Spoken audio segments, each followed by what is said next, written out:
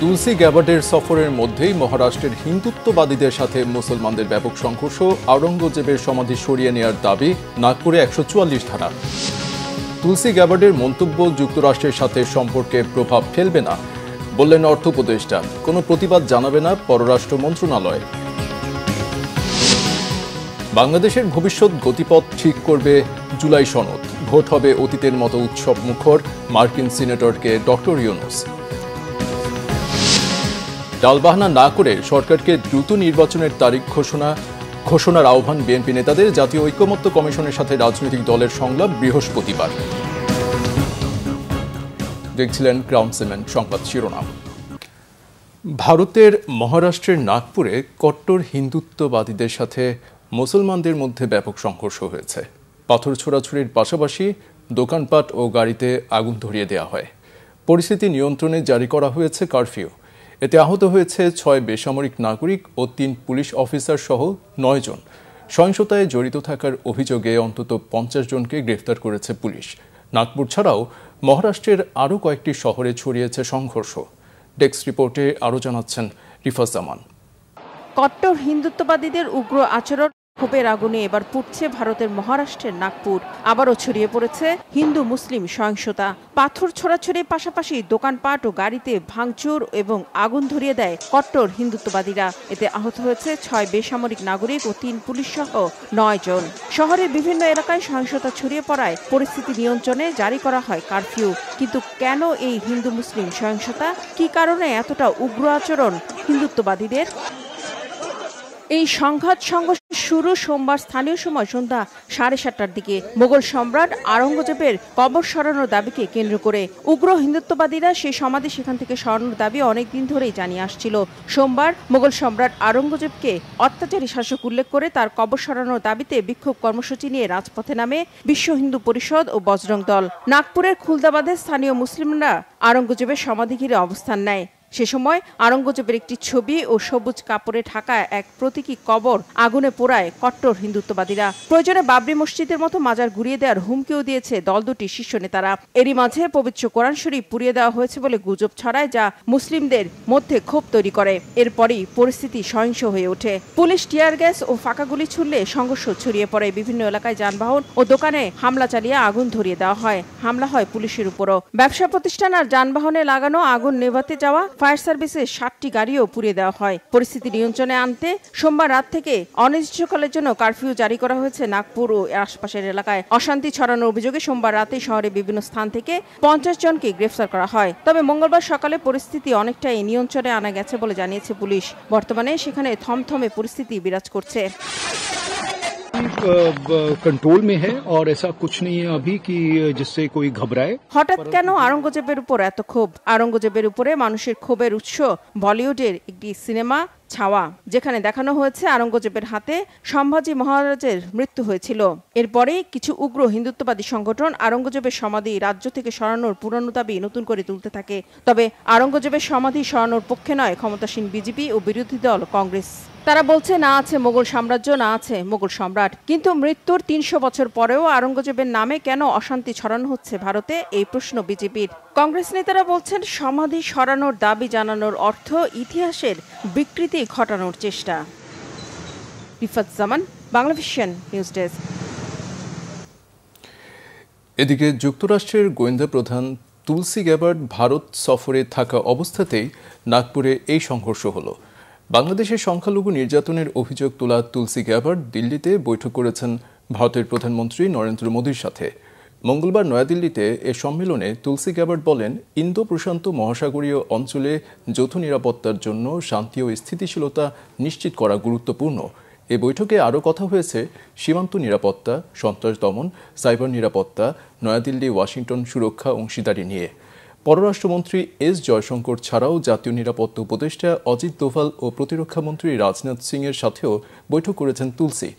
এই বৈঠকের পর ভারতীয় সংবাদ মাধ্যম এনডিটিভিকে দেয়া সাক্ষাৎকারে তুলসী গ্যাবার্ড বলেন, দুর্ভাগ্যজনকভাবে বাংলাদেশে খুব লম্বা সময় ধরে সংখ্যালঘুদের ওপর অত্যাচার চালানো হচ্ছে।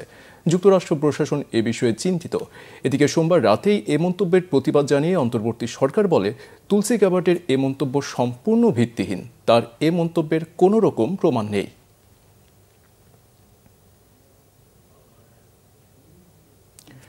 তুলসী গ্যাবার্ডের মন্তব্যে বাংলাদেশ ও যুক্তরাষ্ট্রের অর্থনৈতিক সম্পর্কে কোনো প্রভাব পড়বে না বলে জানিয়েছেন অর্থ উপদেষ্টা সালেউদ্দিন আহমেদ। মঙ্গলবার সচিবালয়ে ক্রয় সংক্রান্ত মন্ত্রিসভা কমিটির বৈঠক শেষে তিনি এ কথা বলেন। অর্থ উপদেষ্টা বলেন, তারা বিভিন্ন সময়ে বিভিন্ন কথা বলেন, যার অর্থনৈতিক প্রভাব কম। তিনি আরও জানান, বাংলাদেশের অর্থনীতি খাদের কিনারায় ছিল, সেখান থেকে উন্নতির দিকে যাচ্ছে। সাংবাদিকদের এক প্রশ্নের জবাবে সালেউদ্দিন বলেন, 2026 সালে এলডিসি থেকে উত্তরণের চেষ্টা চলছে। কিছু ভুল ত্রুটি থাকলেও সব মিলিয়ে বাংলাদেশের অবস্থান সন্তোষজনক বলে উপদেষ্টা জানান। এ সময় ভোজ্য তেলের বাজার প্রসঙ্গে সালেউদ্দিন বলেন, পণ্য খালাসের জট খুলেছে। বলেন, ব্যবসায়ীরা নানা ধরনের সিস্টেম করার চেষ্টা করে, সরকার তা নিয়ন্ত্রণের চেষ্টা করছে।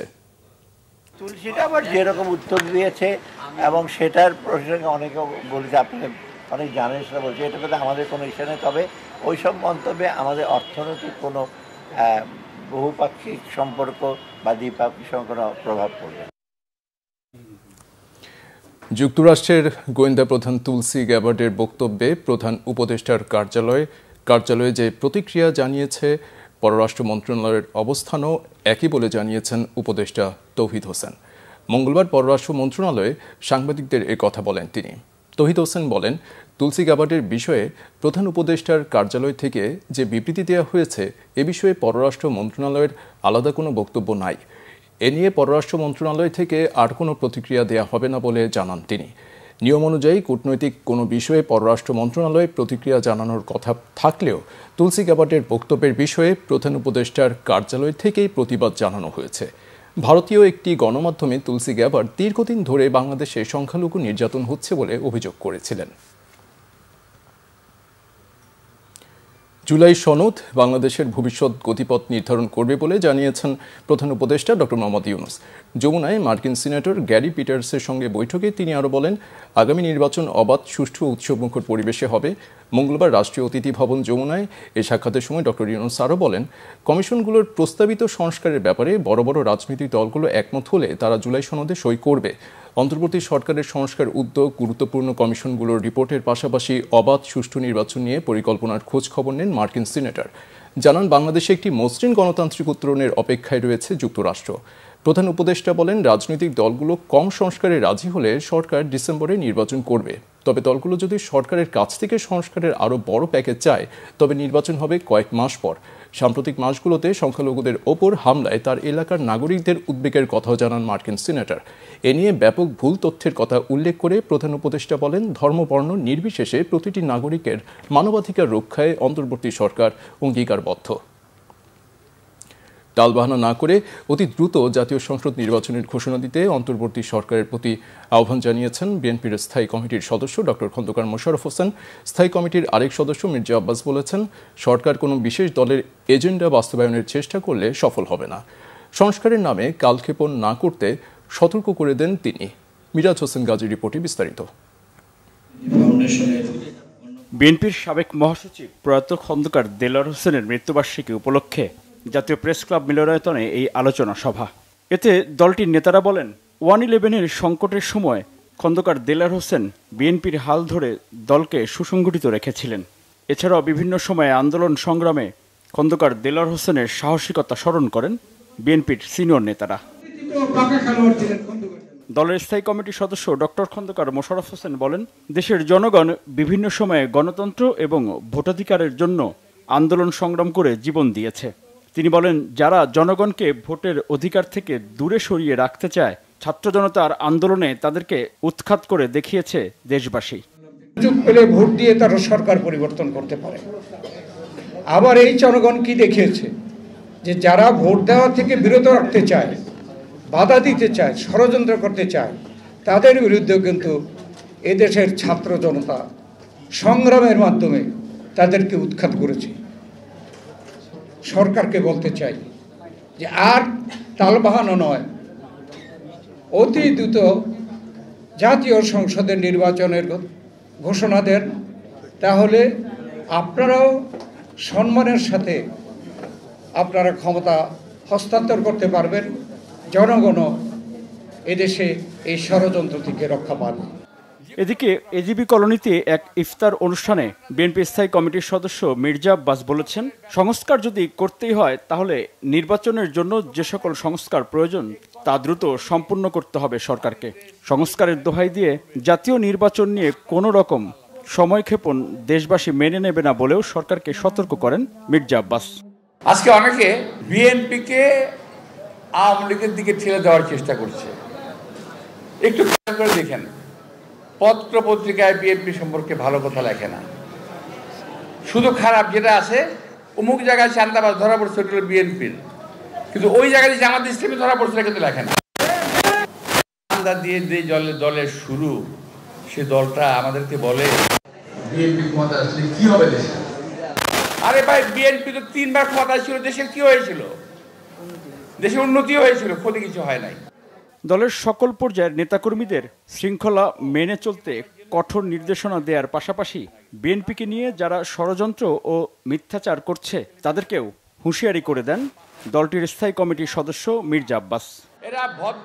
মিরাজ হোসেন গাজী, বাংলা ভিশন, ঢাকা। গণঅভ্যুত্থানের প্রাপ্তি আর কোনো ভুলে যেন নস্যাৎ না হয়ে যায়, সেজন্য সবাইকে সতর্ক করলেন এবি পার্টির চেয়ারম্যান মুজিবুর রহমান মঞ্জু। বলেন, আজ গণঅভ্যুত্থানের শক্তিগুলোর মধ্যে অনৈক্যের সুর বাজছে। মঙ্গলবার গুলশানের একটি হোটেলে আয়োজিত এবি পার্টির ইফতার মাহফিলে দলটির চেয়ারম্যান এসব কথা বলেন। মুজিবুর রহমান মঞ্জু বলেন, গণঅভ্যুত্থানের শক্তিগুলোর অনৈক্যে আর ভুলে ফ্যাসিবাদ ফিরে এলে কেউ মাফ পাবে না। ইফতার মাহফিলে অংশ নেন বিএনপির স্থায়ী কমিটির সদস্য আমির খসরু মাহমুদ চৌধুরী, সালাউদ্দিন আহমেদ, জাতীয় নাগরিক পার্টির আহ্বায়ক নাহিদ ইসলাম, মুখ্য সংগঠক সার্জিস আলম, বিপ্লবী ওয়ার্কার্স পার্টির সভাপতি সাইফুল হক সহ বিভিন্ন রাজনৈতিক দলের নেতারা। এছাড়াও সিনিয়র সাংবাদিক, কূটনীতিক ও বিভিন্ন পেশার বিশিষ্টজনরা ইফতার মাহফিলে শরিক হন। ইফতারের আগে দেশ ও জাতির সমৃদ্ধি এবং জাতীয় ঐক্য সমুন্নত রাখার কামনায় মোনাজাত করা হয়। বিএনপি চেয়ারপারসনের পররাষ্ট্র বিষয়ক উপদেষ্টা কমিটির বিশেষ সহকারী ইঞ্জিনিয়ার ইশরাক হোসেন বলেছেন, সংস্কারের কথা বলে নির্বাচনকে পাশ কাটিয়ে যাওয়ার চেষ্টা করা হচ্ছে। মঙ্গলবার বিকেলে চট্টগ্রামের সন্দ্বীপ উপজেলা বিএনপির আলোচনা ও ইফতার মাহফিলে প্রধান অতিথির বক্তব্যে এসব কথা বলেন ইঞ্জিনিয়ার ইশরাক হোসেন। বলেন, বিএনপির হাতে দেশে যত সংস্কার হয়েছে তা আর কারো হাত দিয়ে হয়নি। সুষ্ঠু সুন্দর নির্বাচনের জন্য বিএনপি রাজপথে ছিল উল্লেখ করে তিনি বলেন, সংবিধানকে যারা মুছে ফেলতে চায় তারা সফল হবে না। আদর্শিক রাজনীতির চর্চা করার কথা বলেন বিএনপির এ নেতা। অভিযোগ করেন, বিএনপির সুনাম ক্ষুণ্ণ করতে একটি মহল ষড়যন্ত্রে লিপ্ত। এর সাথে যুক্ত হয়েছে এক শ্রেণীর মিডিয়া। বিএনপির কেন্দ্রীয় নির্বাহী কমিটির সদস্য মিজানুর রহমান ভূঁইয়া মিল্টনের সভাপতিত্বে অনুষ্ঠানে আরও বক্তব্য রাখেন স্থানীয় নেতারা। আজকে আমাদের যে সব ধরনের প্রাথমিকতা ছিল সেটা আজকে আমরা মিনিমাইজ করে আমরা আমাদের আন্তর্জাতিক আজ থেকে আমরা একসাথে কাজ করব। আমাদের মেধা প্রজ্ঞা, আমাদের কর্মদক্ষতা দিয়ে আমরা সন্দ্বীপের এই সিটটাকে অর্জন করে বেগম খালেদা জিয়া এবং তারেক রহমানকে আমরা উপহার দিব বলে আমি আশাবাদ। সংস্কারের কথা বলা হচ্ছে, সংস্কারের কথা বলে নির্বাচনের যে মূল বিষয়টিকে অনেক সময় পাশ কাটিয়ে যাওয়ার একটি চেষ্টা হচ্ছে। কখনো কখনো গণপরিষদ নির্বাচনের কথা বলা হচ্ছে, কখনো স্থানীয় নির্বাচনের কথা বলা হচ্ছে, কখনো খুনি হাসিনার বিচারের দোহাই দিয়ে নির্বাচনের বিষয়টিকে পাশ কাটিয়ে যাওয়ার চেষ্টা করা হচ্ছে কোনো মহল থেকে। গণতন্ত্রের জন্য আন্দোলন হয়েছে এবং গণতন্ত্রের প্রথম শর্তই হচ্ছে যে একটি সুষ্ঠু, সঠিক, অবাধ নির্বাচন, যেখানে জনগণ ভোট দিয়ে তাদের নির্বাচিত পার্লামেন্টকে ক্ষমতায় বসাবে। সেই পার্লামেন্টে আলাপ আলোচনার মাধ্যমে যা যা সংস্কার প্রয়োজন সেটি বাংলাদেশ জাতীয়তাবাদী দল অবশ্যই করবে ইনশাআল্লাহ। সংস্কার নিয়ে বৃহস্পতিবার থেকে ফের রাজনৈতিক দলগুলোর সাথে আলাদাভাবে বসবে জাতীয় ঐকমত্য কমিশন। প্রথম পর্যায়ে এলডিপির সাথে বিকাল ৩টায় আলোচনার সময় নির্ধারণ করা হয়েছে। পর্যায়ক্রমে অন্য দলগুলোর সাথেও আলোচনার সময়সূচি ঘোষণা করা হবে। মঙ্গলবার জাতীয় ঐকমত্য কমিশনের এক সংবাদ বিজ্ঞপ্তিতে এ তথ্য জানানো হয়। সংবিধান, নির্বাচন ব্যবস্থা, জনপ্রশাসন, দুর্নীতি দমন ও বিচার বিভাগ সংস্কার নিয়ে কমিশনের গুরুত্বপূর্ণ ১৬৬টি সুপারিশের বিষয়ে মতামত চেয়ে ৬ মার্চ ৩৭টি রাজনৈতিক দলকে চিঠি ও স্প্রেডশিট পাঠিয়েছিল ঐকমত্য কমিশন। ১৩ মার্চের মধ্যে তাদের মতামত জানাতে অনুরোধ করা হয়। মঙ্গলবার পর্যন্ত মোট ১৫টি দল তাদের মতামত পাঠিয়েছে। বিএনপি, জামাতে ইসলামী, এনসিপি সহ বাকি 14টি রাজনৈতিক দল তাদের পূর্ণাঙ্গ মতামত আগামী কয়েকদিনের মধ্যে জানাবে বলে কমিশনকে জানিয়েছে। এনবিআর চেয়ারম্যান আব্দুর রহমান খানের মতে কোম্পানির নয় ব্যক্তিগত কর বেশি হওয়া উচিত। আসছে বাজেটে ব্যক্তি শ্রেণীর করের সর্বোচ্চ সীমা 5% বাড়ছে। তবে করমুক্ত আয়ের সীমা বাড়ানোর ইঙ্গিত দিয়েছেন এনবিআর চেয়ারম্যান। মঙ্গলবার রাজধানীতে এনবিআর কার্যালয়ে প্রাক বাজেট আলোচনায় এসব বলেন তিনি। এনবিআর চেয়ারম্যান আরও বলেন, উন্নত দেশে ব্যক্তি শ্রেণীর করের হার 50 থেকে 55%। সেক্ষেত্রে বাংলাদেশে করের হার অনেক কম, তাই এটিকে কমানো ঠিক হবে না। ব্যক্তি কর না বাড়লে সমাজে বৈষম্য কমবে না বলেও মন্তব্য করেন তিনি। দেশের মানুষের সেবা নিশ্চিত করতে হলে করের হার বাড়াতে হবে বলেন তিনি। এ সময় ঢাকা চেম্বার সভাপতি তাসকিন আহমেদ কর জাল বাড়ানোর সাথে করমুক্ত আয়ের সীমা 5 লাখ করার প্রস্তাব করেন। চট্টগ্রামে তারকামানের হোটেল থেকে শুরু করে মহানগরীর প্রধান সড়ক অলিগলিতে ইফতারের বাজার বেশ জমজমাট। দুপুরের পর থেকে দোকানগুলোতে ইফতার কিনতে ভিড় জমে রোজাদারদের। বাসায় তৈরি ইফতারের পাশাপাশি বাইরের কেনা ইফতারেও বেশ আগ্রহ নগরবাসীর। চট্টগ্রাম থেকে শাহিদা পিয়ার রিপোর্টে বিস্তারিত। রোজা জুড়ে রমরমা চট্টগ্রামের ইফতার বাজার। দুপুর গড়িয়ে বিকেল হতেই মহানগরীর প্রধান সড়ক থেকে শুরু করে অলিগলি কিংবা অভিজাত হোটেল রেস্টুরেন্টে বসছে নানা সুস্বাদু মুখরোচক খাবারের পসরা। রোজাদারদের চাহিদা, রুচি এবং স্বাদের কথা মাথায় রেখে বিক্রেতারাও দোকানগুলোতে বিক্রি করছেন রেশমি জিলাপি, টেম্পুরা, গ্রিল চিকেন, সমুচা, পেঁয়াজু, শাসলিক, ফিরনি, কাবাব থেকে শুরু করে লোভনীয় সব ইফতার। হালিম, পরোটা, মেজবানি মাংস, নেহারি ও নানা ধরনের বিরিয়ানি তো আছেই। ইফতারের ব্যাপক আয়োজন করেছি, প্রায় 100 আইটেম আমরা করেছি। স্পেশালি হান্ডির হালিম চট্টগ্রামের মধ্যে বিখ্যাত, এবং আমরা হিউজ পরিমাণ এই হান্ডির হালিমের ব্যাপারে সাধারণ যারা এই রোজাদারদের সারা পায়। চিকেন হালিম, মাটন হালিম, টাংরি কাবাব, দই বড়া, চিকেন শাসলিক, এরপরে স্ন্যাক আইটেম যেগুলো, এগুলোতে আমরা ব্যাপক সারা পাচ্ছি। গত বছরের থেকে আমরা এবছর প্রাইসও বাড়াই নাই, কিন্তু কাস্টমার মোটামুটি ভালো। কাস্টমার আমাদের কোয়ালিটি, আমাদের বেশ কিছু আইটেম আছে যেটা চিটাঙে অ্যাভেলেবেল না। কর্মব্যস্ততার জন্য কিংবা স্বাদে ভিন্নতা আনতে ঘরে তৈরি ইফতারের পাশাপাশি বাইরের ইফতার কিনতে অনেকে ভিড় জমান ইফতারের দোকানগুলোতে। তো কিছু আইটেম আছে এখানে ভালো লাগে, যেমন হালিম আছে, তারপরে চাপ আছে কিছু, ওগুলো মাঝে মাঝে নিতে আসে।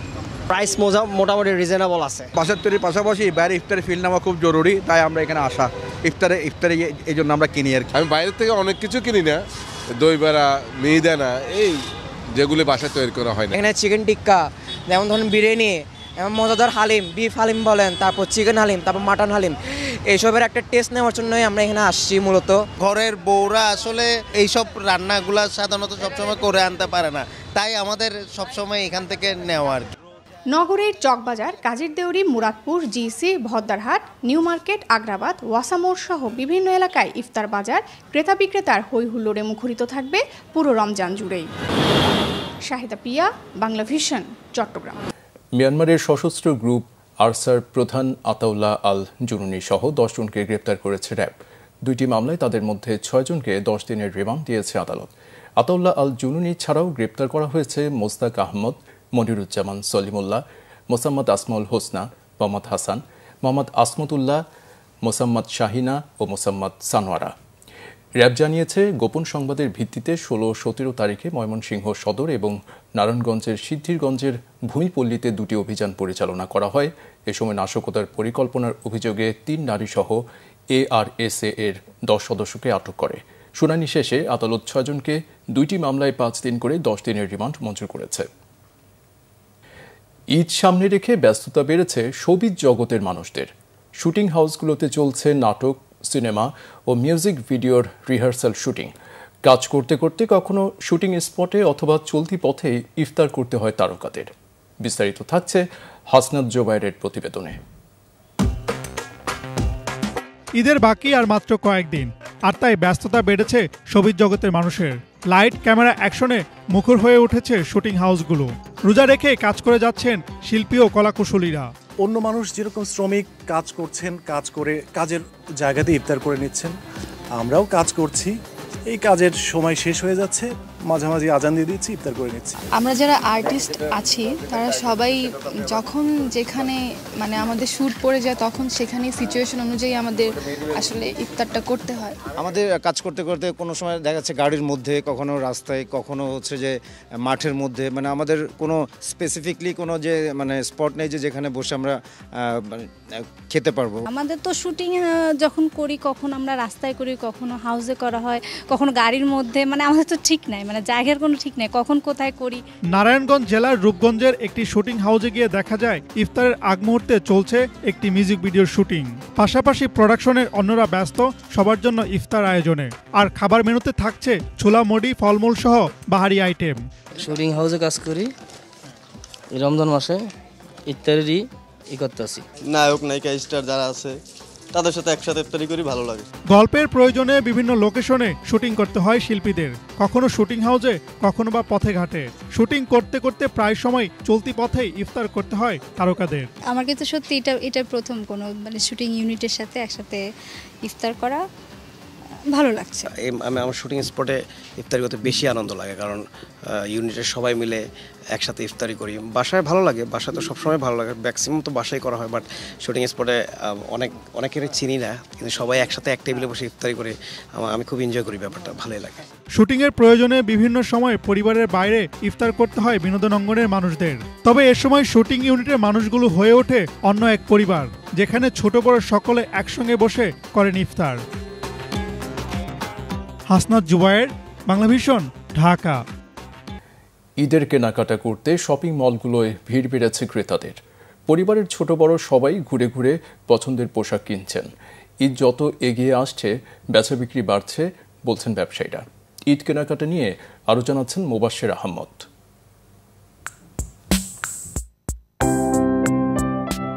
বিভিন্ন ডিজাইনের পোশাক নিয়ে এবারের ঈদ কালেকশন সাজিয়েছে বিপণী বিতানগুলো। স্বাদ আর সাধ্যের সমন্বয়ে সব বয়সীদের জামা কাপড়ের জন্য ক্রেতাদের পছন্দের জায়গা রাজধানীর ইস্টার্ন প্লাজা। সপরিবারে কেনাকাটার জন্য অনেকেই বেছে নেন এই মার্কেটকে। দেশীয় বিভিন্ন পোশাকের পাশাপাশি বিদেশি পোশাকের কালেকশনও রয়েছে দোকানগুলোতে। ছেলেদের জন্য রয়েছে পাঞ্জাবি পাজামা, ফতুয়া টি শার্ট, পোলো শার্ট। মেয়েদের শাড়ি, 3 পিস, 2 পিস, লেহেঙ্গার পাশাপাশি ছোট ছেলে মেয়েদের জন্য ফ্রক প্যান্টের কালেকশনও ভালো। গ্রাউন্ড ফ্লোর জুড়ে কসমেটিক্স আর অর্নামেন্টসের দোকান। একই সাথে সবার কেনাকাটার স্বার্থে অনেকেই এসেছেন সপরিবারে। বাচ্চাদের জামা কাপড় কিনলাম, জুতা কিনলাম, তো পাশাপাশি আমাদের নিজেদের জন্য কেনা হলো। অল্প কিনে ফেলছি। তো আমি যেহেতু একটা প্রাইভেট জব করি, ছুটি ব্যাপার স্যাপার আছে, সময়ের ব্যাপার স্যাপার আছে, আজকে ছুটি নিয়ে আজকে বাচ্চাদের ফ্যামিলির সময় দিচ্ছি। ফ্রাইডেতে একটু বেশি ভিড় থাকবে, তাই রকম সানডেতে আসি তোমার একটু ভিড়টা একটু কম। এটা বাচ্চাদের মানে ভালো কাপড় পাওয়া যায়, ইন্ডিয়ান বাইরের কাপড় পাওয়া যায়। আমি বাচ্চাদের ছোট থেকে ওদের এই জায়গা থেকে কিনি।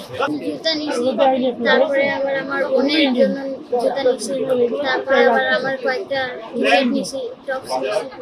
এদিকে ক্রেতাদের ভিড় থাকলেও বেচা বিক্রি নিয়ে মিশ্র প্রতিক্রিয়া ব্যবসায়ীদের।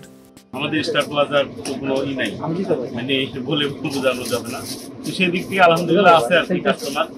এই সিজন বাজার তো কাস্টমার কম বেশি থাকবে, এটাই মোটামুটি এখন আগে তুলনায় একটু বাড়ছে, আস্তে আস্তে বাড়বে, কিন্তু যতটুকু বাড়বে সেলও ততটুকু বাড়বে।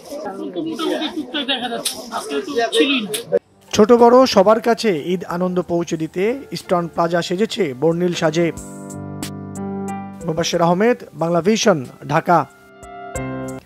সংবাদ শেষ করছি ক্রাউন সিমেন্ট শিরোনামগুলো আরেকবার জানিয়ে দিয়ে। তুলসী গ্যাবার্ডের সফরের মধ্যেই মহারাষ্ট্রের হিন্দুত্ববাদীদের সাথে মুসলমানদের ব্যাপক সংঘর্ষ, আওরঙ্গজেবের সমাধি সরিয়ে নেওয়ার দাবি, নাগপুরে 144 ধারা। তুলসী গ্যাবার্ডের মন্তব্য যুক্তরাষ্ট্রের সাথে সম্পর্কে প্রভাব ফেলবে না বললেন অর্থ উপদেষ্টা। কোনো প্রতিবাদ জানাবে না পররাষ্ট্র মন্ত্রণালয়।